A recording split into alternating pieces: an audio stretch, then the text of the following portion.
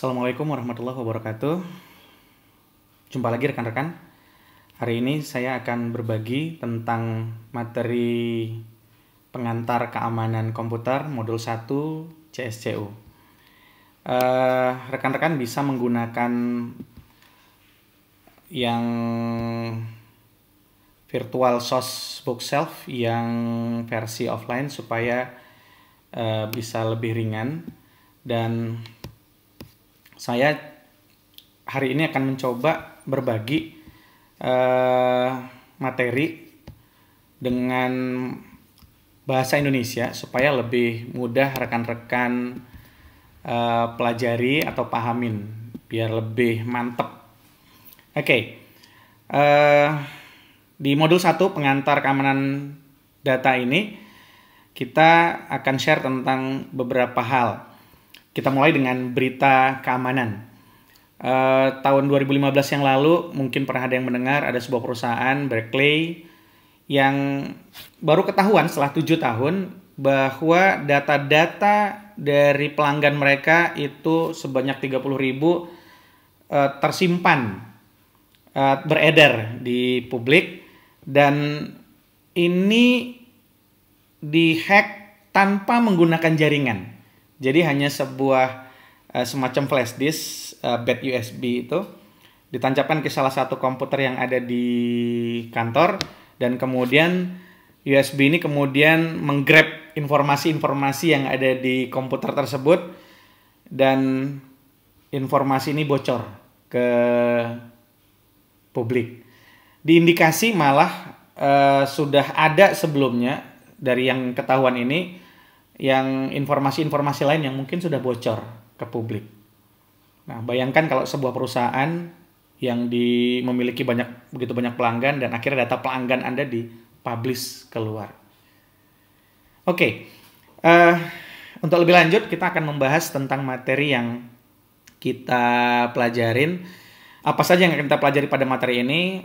Pertama-tama kita mengenal tentang apa itu data, apa perbedaan data dengan informasi. Selanjutnya, apa sebenarnya yang kita hasilkan? Apa jenis data yang kita hasilkan setiap hari misalnya. Kemudian, seberapa pentingnya data pribadi maupun data organisasi. Berikut ada berbagai macam ancaman terhadap data. Setelah itu ada apa yang menjadi hal penting dari keamanan data. Resiko kalau kita kehilangan data ini apa? Dan unsur-unsur dari keamanan itu apa aja? Potensi kerugian akibat pelanggaran data atau serangan terhadap sistem Anda yang bisa membuat data dan informasi Anda terakses itu apa aja? Kemudian bagaimana cara-cara menerapkan keamanan data? Oke, kita mulai dari yang apa itu data. Data ini adalah sebenarnya kumpulan dari fakta, tapi belum terorganisir. Ketika dia sudah diorganisir, diproses, dia bisa menjadi informasi yang bermakna. Data itu bisa dalam bentuk teks, angka, simbol, gambar, video, animasi, dan lain-lain. Dia memberitahu kita tentang sebuah entitas atau objek. Seberapa sering sih dalam kehidupan kita menghasilkan data gitu? Orang-orang mungkin berpikir bahwa data itu hanya dihasilkan ketika kita sedang beraktivitas. Misalnya pada saat telepon seseorang, ada komunikasi apa yang Anda lakukan. Misalnya melalui pesan teks, baik melalui SMS maupun media sosial misalnya. Maka data itu adalah pesan-pesan teks yang tadi. Mungkin ada yang menggunakan voicemail, ada yang transaksi kartu kredit. Itu semua data. Tetapi sebenarnya data itu bukan hanya pada saat kita beraktivitas, tapi dalam kehidupan kita sehari-hari sampai tidur sekalipun, kita sebenarnya memiliki data. Apa datanya saat tidur? Berapa jam Anda tidur? Berapa lama Anda miring ke kiri atau ke kanan misalnya? Berapa lama pada saat Anda tidur kejadian-kejadian terjadi di sekitar Anda? Bagaimana respon tubuh Anda ketika lampunya dimatikan atau lampunya dihidupkan dengan terang benderang? Itu semua data. Jadi kalau kita misalnya membandingkan apa sih data perbedaannya dengan informasi gitu. Oke, secara umum orang-orang awam kadang-kadang menganggap ya data ya informasi ya data gitu ya. Tetapi data dan informasi itu berbeda. Kalau tadi kita sebutkan data adalah fakta yang belum diorganisir dan kemudian setelah diproses dia menjadi informasi yang bermakna. Informasi itu sendiri adalah data yang diproses sehingga dia bisa memberikan makna tertentu dan punya nilai yang tinggi buat penggunanya. Nah,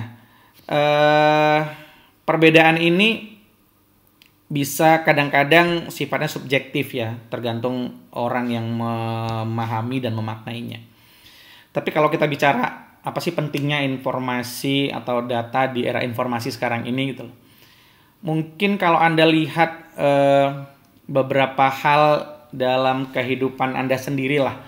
Semisal kalau kita ngumpul sama teman-teman, foto, atau mungkin Anda punya someone yang kemudian saat berdua di foto gitu ya. Sementara ada yang resmi di dalam kehidupan Anda. Bayangin kalau video intim Anda tadi ke publish keluar. Apa yang Anda rasakan? Apa yang terjadi dalam kehidupan sosial Anda berikutnya gitu. Nah, jadi jangan pikirkan bahwa data itu buat Anda sendiri nggak bermakna gitu ya. Tapi bisa jadi kalau mungkin Anda beranggapan bahwa berapa banyak teman Anda, berapa banyak phonebook yang ada di handphone Anda, berapa lama Anda beraktivitas di luar, aktivitas Anda sehari-hari apa aja, buat Anda mungkin itu sesuatu yang biasa, nggak penting banget. Tapi buat orang lain bisa jadi itu informasi-informasi yang berharga. Jam berapa Anda keluar rumah, jam berapa rumah Anda kosong, jam berapa nggak ada orang di rumah Anda gitu. Nah, itu hal yang sangat bermanfaat buat orang lain mungkin. Tapi kalau kita misalnya bicara, apa pentingnya data buat organisasi? Jelas. Data organisasi bisa macam-macam. Ada data karyawan, data gaji, data pelanggan, kalau misalnya rumah makan ada data resep misalnya. Bayangkan kalau data ini bocor ke orang lain atau pesaing bisnis mereka. Ini dampaknya justru akan lebih besar. Pernah tahu kan cerita antara Apple dengan Microsoft? Desain dari Apple di awal ditiru sama Microsoft dan kemudian dikembangkan dengan program yang berbeda. Atau mungkin yang belakangan ini, desain dari Apple yang terbaru seperti di cloning oleh Samsung misalnya, tapi Samsung kerjakan dengan program yang berbeda. Nah, ini bisa jadi sempat menjadi polemik yang cukup panjang sampai di pengadilan. Nah, dan itu menghabiskan resource dan energi loh. Biaya, pikiran, tenaga, waktu, dan lain-lain. Malah di industri ya, di bisnis sampai ada spionase, cyber spionase, atau memang orang-orang yang ditempatkan secara khusus untuk mengambil data-data penting dari perusahaan pesaing. Karena mereka menganggap data-data dari perusahaan pesaing ini punya nilai yang sangat berharga buat mereka untuk menjatuhkan perusahaan pesaing tadi atau untuk mencuri strategi yang mau di launching oleh perusahaan pesaing, mereka harus mendahului dan lain sebagainya. Sehingga kalau kita bicara ancaman terhadap data ini ancaman cukup banyak, baik oleh alam juga oleh manusia. Kalau kita bicara tentang ancaman dari alam misalnya ada banjir, ada kebakaran, ada tornado, angin topan segala macam. Kalau Anda punya server dan server diletakkan satu bangunan tadi misalnya runtuh akibat gempa bumi atau longsor, server Anda rusak, data-data sana tidak bisa diakses. Mungkin juga hardware-nya bisa rusak berat. Tapi ancaman itu sebenarnya kalau bicara dari manusia tidak hanya dari penyerang yang menyerang komputer kita, tapi bisa jadi dari kita sendiri. Apa contohnya? Kalau Anda lupa naruh flash disk di mana, atau mungkin file-file Anda biasanya Anda pengen akses cepat sehingga nggak perlu pakai username, password, nggak perlu dienkripsi. Pada saat orang lain akses, dapat, dan data Anda diambil, dimodifikasi, dipublish ke tempat yang lain lagi gitu. Setiap orang memang berbeda-beda cara menilai atau cara menilai pentingnya sebuah data atau informasi buat mereka. Tetapi orang-orang harus sadar bahwa data personal yang kita punya buat kita mungkin tidak punya nilai, tapi buat orang lain Dia bisa jadi sesuatu hal yang berharga. Anda biasa nyimpan kode ATM, kode password atau PIN di dompet Anda, padahal ATM-nya juga, kartu ATM-nya ada di sana. Bayangkan kalau dompet Anda kehilangan. Oke. Kemudian banyak pencurian data juga. Kalau Anda orang marketing perusahaan misalnya, biasanya kontak-kontak klien Anda ada di handphone Anda. Bayangin kalau handphone Anda hilang, diambil oleh pesaing Anda. Semua data klien bisa diambil oleh mereka. Oke. Kalau data ancaman dari orang lain, jelas ada banyak predator data di luar sana yang mereka memang mencari skor atau nilai-nilai. Ada yang mencari keuntungan finansial, ada yang pengen mendapatkan semacam pengakuan dari orang lain bahwa mereka sudah berhasil banyak membobol sekian komputer atau sekian perusahaan, dan lain-lain lagi alasannya. Yang jelas, karena pertumbuhan internet yang cukup cepat sekarang ini, semua yang ada di komputer kita pribadi, komputer kantor, maupun yang ada di CyberSys itu punya nilai yang sangat besar. Penjahat itu kayak macam guru pemasaran dan percaya bahwa selama dia misalnya minta data itu baik-baik, mereka berarti nggak punya salah gitu. Kalau kita beranggapan bahwa mereka mencuri data kita gitu, tapi bisa saja mereka mendapatkan data itu justru karena dia hubungin Anda, dia telepon Anda, dia email Anda, dia tanya sesuatu yang Anda nggak sadar bahwa sebenarnya dia sedang mengumpulkan informasi, dan Anda memberikan data-data penting yang itu buat mereka punya nilai yang sangat berharga. Dan mereka nggak nyuri loh, malah kita sendiri yang membeberkan data itu ke mereka. Nah, itu yang kita kenal dengan teknik social engineering. Terlepas dari semua itu, teknologi yang sekarang ini itu sangat memungkinkan dengan kemudahan yang kita rasakan, kenyamanan yang kita rasakan dengan teknologi yang sekarang, ini memungkinkan banyak orang-orang yang menginginkan sesuatu dari yang kita punya. Ya, nggak hanya uang, tapi dia mungkin melihat ada beberapa hal yang bisa dimanfaatkan dari informasi yang kita punya. Sehingga kita perlu banget keamanan data. Apa itu keamanan data? Keamanan dalam hal teknologi adalah proses untuk melindungi informasi. Proses untuk melindungi informasi dan infrastruktur yang menyimpan informasi tadi. Serta melindungi dari akses-akses yang tidak sah atau untuk disalahgunakan. Keamanan ini bertujuan melindungi komputer, smartphone Anda, jaringan komputer, dan informasi yang tersimpan di dalamnya.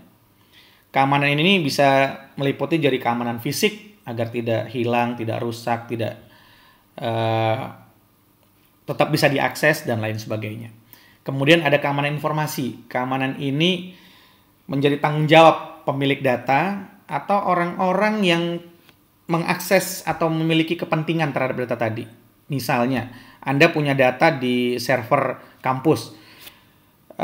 Kalau Anda nggak care dengan username dan password Anda, itu diakses oleh orang lain, bisa saja dari akun Anda, dia menelusuri informasi yang lebih, yang selama ini mungkin Anda nggak tahu dari akses informasi, dari akun yang Anda punya, bisa mengakses informasi apa aja. Tapi buat orang lain, itu suatu kesempatan untuk dia mengakses informasi lebih atau sistem yang lebih jauh untuk mendapatkan informasi yang bisa menguntungkan buat dia. Nah, untuk itu kadang-kadang kita perlu melakukan atau menerapkan langkah-langkah keamanan. Masang firewall misalnya, antivirus, anti trojan, anti malware, dan segala macam. Sehingga paling tidak meminimalisir orang mengakses atau mendapatkan informasi yang memang mereka butuhkan. Sebagai contoh, penyerang itu bisa menggunakan atau memanggil orang yang menawarkan untuk memperbaiki laptop Anda, dan kemudian atau mungkin laptop Anda sendiri Anda servis ke tempat servis komputer yang biasa Anda kenal, tapi ternyata mereka kemudian membackup data Anda. Awalnya membackup data untuk kebutuhan Anda, mana tahu pada saat servis data Anda rusak dan mereka bisa berikan data backup tadi sebagai alternatif. Tapi di mereka sendiri ternyata mereka duplikasi dan tidak mereka hapus. Bayangkan kalau di situ ada skripsi Anda, di situ ada data keuangan Anda, di situ ada data-data privacy Anda. Gimana rasanya kalau itu dimiliki orang lain dan kemudian beredar di luar sana? Itulah sebabnya kenapa kita membutuhkan keamanan data. Paling tidak ancaman dari virus, worm, spyware yang selama ini menginfeksi 90% perangkat yang ada yang terhubung dengan internet itu terlindungi. Nah, kemudian secara umum kita ngerti bahwa komputer kita hanya mungkin dipakai di rumah, di kampus, di tempat-tempat yang kita biasa nongkrong aja gitu. Tapi tahukah Anda bahwa inilah sebenarnya sasaran yang empuk bagi penjahat cyber di luar sana? Karena yang kayak gini modelnya memang lebih mudah dibobol daripada komputer-komputer yang ada dalam perusahaan. Bisa saja mereka mencari informasi atau mungkin memang mencoba merusak perangkat hardware yang Anda punya. Nah, atau bisa jadi mereka memanfaatkan komputer Anda untuk meluncurkan serangan ke tempat lain lagi atau ke komputer yang lain lagi. Yang ini kita sebut atau kita kenal dengan istilah zombie. Jadi komputer-komputer zombie adalah komputer yang sudah menjadi sasaran dari penyerang, dia menginjek, memasukkan program di sana. Di waktu tertentu, dia minta komputer Anda tanpa Anda ketahui atau Anda sadari untuk menyerang komputer target yang lain. Jadi, andai kata ditelusuri, tanpa sepengetahuan Anda, komputer Anda bisa jadi menjadi salah satu penyerang dari komputer yang lain. Nah, ini berbahaya buat komputer Anda juga. Kalau misalnya ditelusuri lebih lanjut oleh pihak yang berwenang, malah kita kena nih dianggap sebagai penyerang misalnya. Nah, oke. Kemudian keamanan fisik ini juga menjadi utama karena untuk menghindari komputer kita atau sistem kita dari pencurian. Karena kayak laptop ada banyak informasi di sana, mungkin bisa jadi Anda selama ini juga bertransaksi atau buka akses web tertentu yang sudah langsung auto login kan, nggak login ulang lagi gitu. Nah, dengan hilangnya laptop Anda, akses Anda bisa diambil oleh orang lain jadinya gitu. Kemudian kalau kita bicara lebih lanjut, apa saja sih sebenarnya elemen-elemen keamanan? Mungkin Anda pernah mendengar istilah triangle CIA, confidentiality, integrity, dan availability. Nah, di sini kita akan memberikan referensi lebih terkait dengan elemen keamanan atau unsur-unsur yang ada di dalam keamanan. Yang pertama, confidentiality, kerahasiaan. Penting buat kita untuk menjamin kerahasiaan informasi yang kita punya. Kalau terkait dengan sistem perusahaan, kita harus merahasiakan apa saja yang ada di dalam infrastruktur kita. Nggak semua orang boleh tahu. Kalau misalnya kita punya akun bank, kan nggak semua orang harus tahu atau boleh tahu berapa jumlah rekening kita. Nggak kayak selebriti selama ini yang nunjukin saldo rekening dia berapa. Sebenarnya bahaya banget sih. Tapi oke lah. Itu adalah kesalahan yang seharusnya tidak dilakukan. Kemudian ada authenticity, keaslian. Keaslian ini mengacu kepada kebenaran asal-usul data. Jadi sumber data itu benar, kemudian dipublish di tempat yang benar. Misalnya Anda punya rekening bank. Ketika bank tadi satu saat pernah dengar cerita ketika kita ngeprintkan buku tabungan, saldonya naik jadi 100 miliar misalnya. Padahal saldo kita sih biasanya cuma 1 juta rupiah gitu. Buat kita, itu suatu hal yang luar biasa gitu. Tapi ketika ternyata ada kesalahan dari sistem atau mungkin ada pihak-pihak yang tidak berwenang merubah data sehingga saldo Anda berubah gitu loh.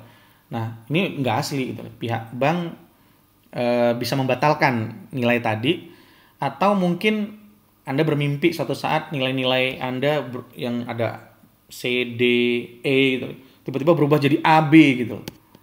Atau Anda sendiri yang melakukan perubahan gitu. Nah, data itu Anda klaim bahwa inilah datanya gitu. Tapi misalnya dari sistem kampus punya, kalau ini data yang terpublish bisa saja dirubah orang, tapi data asli kita ada di sini gitu.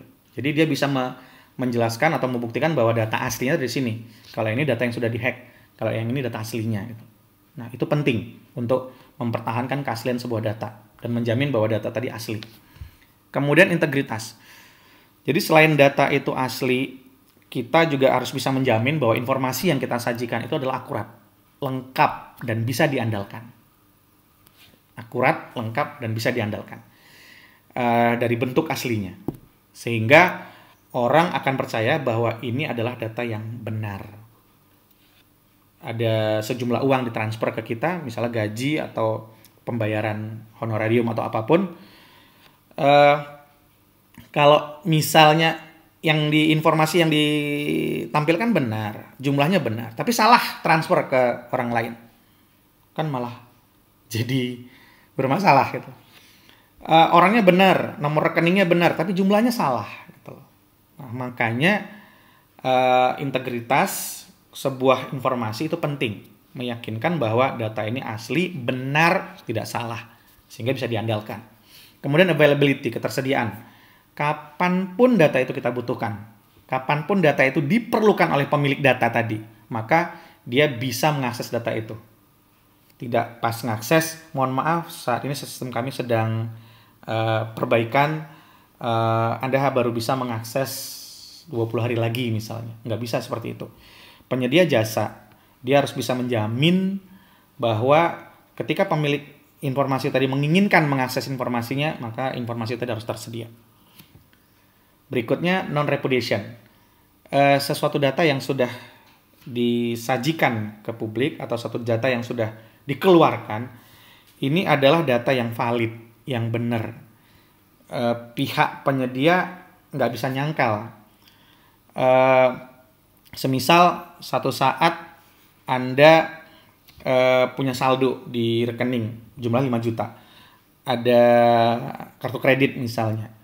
Suatu kali Anda merasa bahwa saldo kemarin kayaknya 5 juta deh. Kok hari ini berkurang ya gitu. Kayaknya tinggal 3 juta sekian tuh.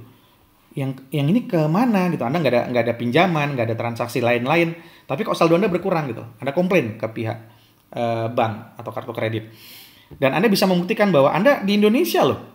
Ini transaksi dari mana? Begitu mereka bilang, oh ini ada transaksi Anda di negara X misalnya, melakukan pembayaran penginapan hotel dan pembelian barang. Loh, Anda bilang, loh saya di Indonesia loh.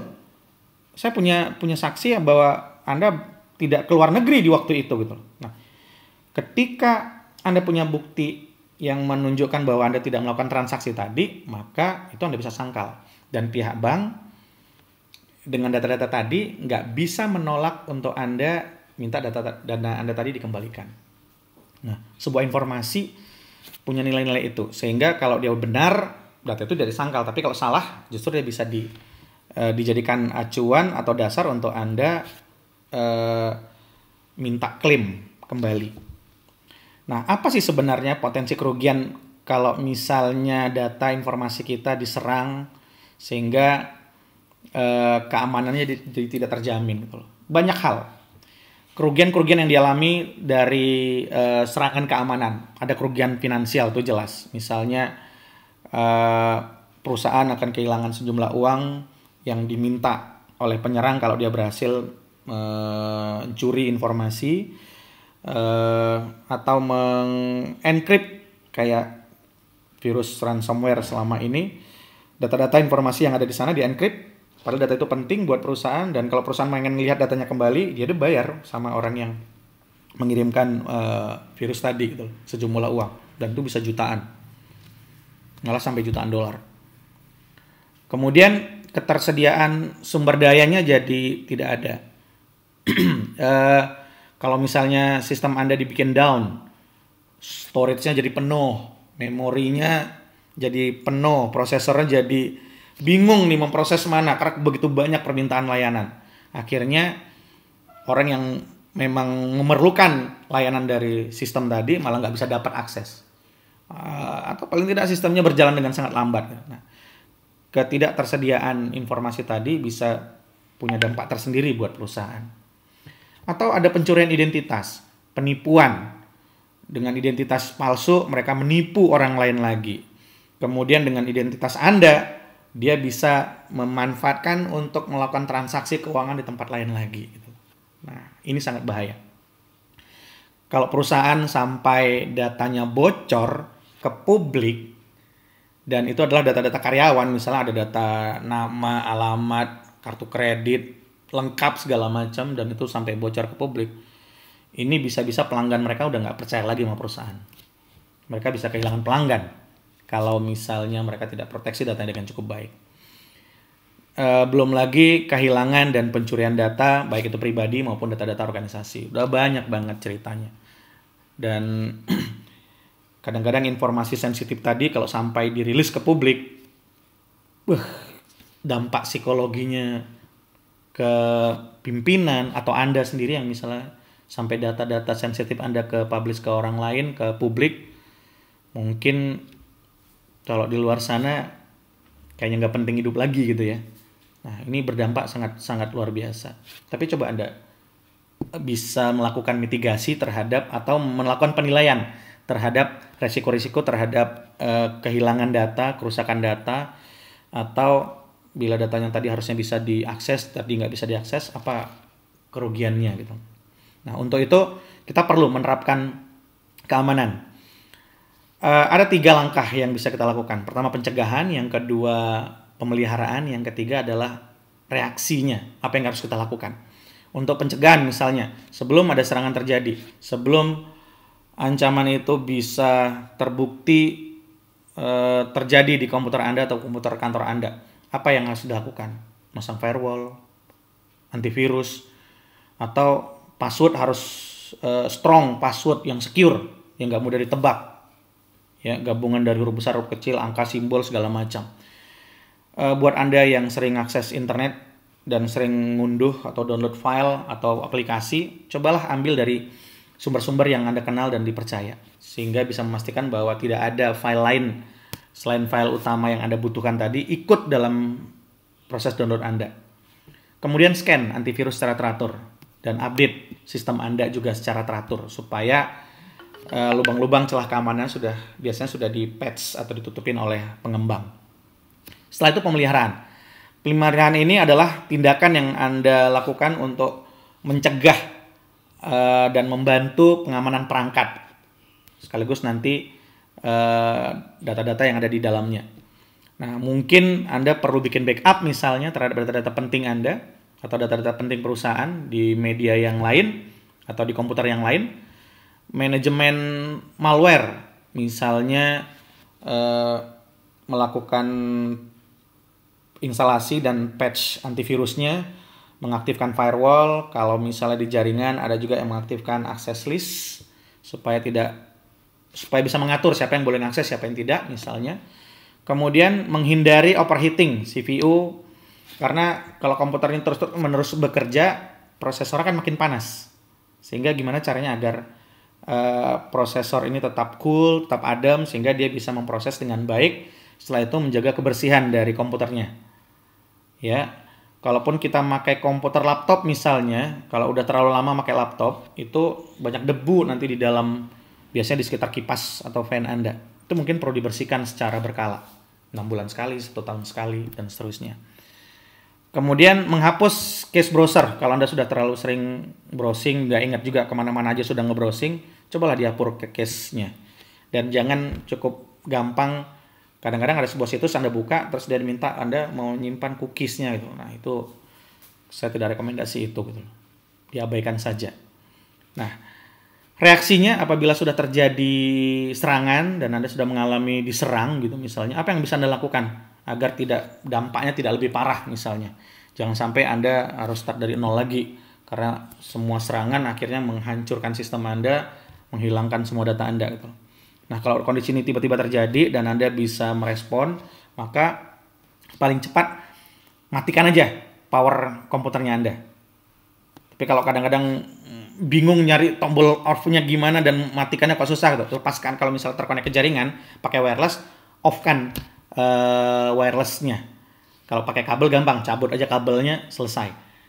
Ya, kemudian nanti Anda install ulang aplikasi-aplikasinya untuk dipelajari mana ini yang punya kelemahan. Ada beberapa tools sih untuk menilai sistem di komputer kita, mana yang lemah, mana yang cukup baik security-nya gitu. Nah, mungkin bisa lakukan hal-hal antisipasi agar pada saat serangan terjadi apa yang harus Anda lakukan, dan kemudian setelah itu apa tindakan Anda untuk mengimprove, memperbaiki agar kinerja komputer Anda lebih bagus, tingkat security-nya lebih baik. Oke. Kira-kira itu rekan-rekan kalau saya simpulkan dari apa yang kita share hari ini. Data itu adalah bagian dari informasi yang isinya tentang satu objek atau entitas. Informasi tidak lain adalah data yang sudah diproses dan dia punya nilai atau bermakna bagi orang yang menggunakannya. Informasi pribadi dapat digunakan oleh penyerang untuk menyebabkan kerusakan yang lebih parah atau di luar prediksi Anda. Bisa kehilangan finansial, Anda jadi emosi karena komputer jadi lambat, lelet segala macam. Dan bisa jadi juga menyebabkan kerusakan fisik. Anda marah, kesel, banting komputer, jedotin jidat di tembok segala macam misalnya kan karena kesel gitu. Padahal komputer Anda diserang orang lain. Atau buat yang main game lagi kan kalau kalah wis marah-marah gitu. Padahal bisa jadi dia menggunakan kode-kode curang untuk main gamenya gitu. Nah ini ada malapetaka sendiri buat Anda, apalagi buat perusahaan. Kalau sampai data mereka bocor, wah ini luar biasa dampaknya buat perusahaan. Bisa finansial, bisa psikologi pemimpinnya, bisa psikologi orang-orang di dalamnya gitu. Bisa jadi masa depan juga, bisa perusahaan yang bangkrut, karyawan jadi nggak gajian tuh, nggak dapat pekerjaan lagi. Nah, kemudian keamanan komputer adalah perlindungan sistem komputasi dan data yang mereka simpan atau yang mereka akses dari sistem. Kerahasiaan, integritas, non-repudiation tadi, keaslian, dan ketersediaan ini adalah bagian dari elemen-elemen keamanan. Risiko keamanan bagi pengguna rumahan itu timbul dari berbagai serangan atau hal-hal yang fatal terjadi terhadap komputer kita karena kita tidak care dengan misalnya masuk ke akses terbuka yang tidak menggunakan enkripsi, file-file kita tidak terlindungi, login ke komputer Anda tidak menggunakan username dan password, file-file Anda juga tidak terenkripsi dan tidak terlindungi username dan password misalnya. Sehingga akan memudahkan orang untuk mendapatkan komputer Anda, mengakses komputer Anda dan mendapatkan file-file yang ada di dalamnya.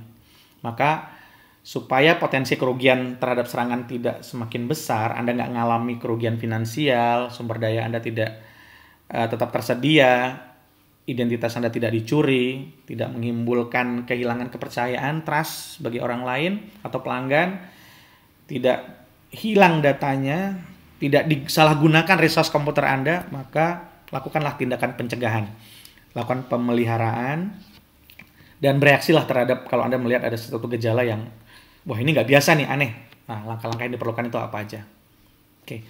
Oh iya, saya punya tips buat rekan-rekan terkait dengan backup.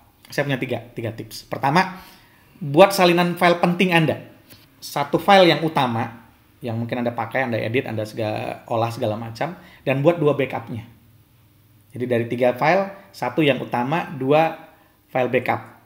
Nah, dari 2 file backup tadi, usahakan backup di tempat yang berbeda. Jangan 2 file backup di storage yang sama. Satu mungkin misalnya ada di hard disk eksternal. Satu misalnya di hard disk yang lain lagi gitu. Atau di SSD solid state drive yang punya yang lain gitu. Atau mungkin rekomendasi yang ketiga, bahwa kalau bisa dari 2 backup tadi, satunya tuh disimpan di luar rumah, di luar komputer Anda, di luar, kalau misalnya orang karyawan ya di luar fasilitas bisnis. Mungkin di cloud storage misalnya atau di tempat yang lain. Sehingga kalau yang di situ rusak, di tempat Anda hilang, di tempat yang lain masih ada lagi. Oke, mungkin itu yang bisa saya share terkait dengan pengantar keamanan data.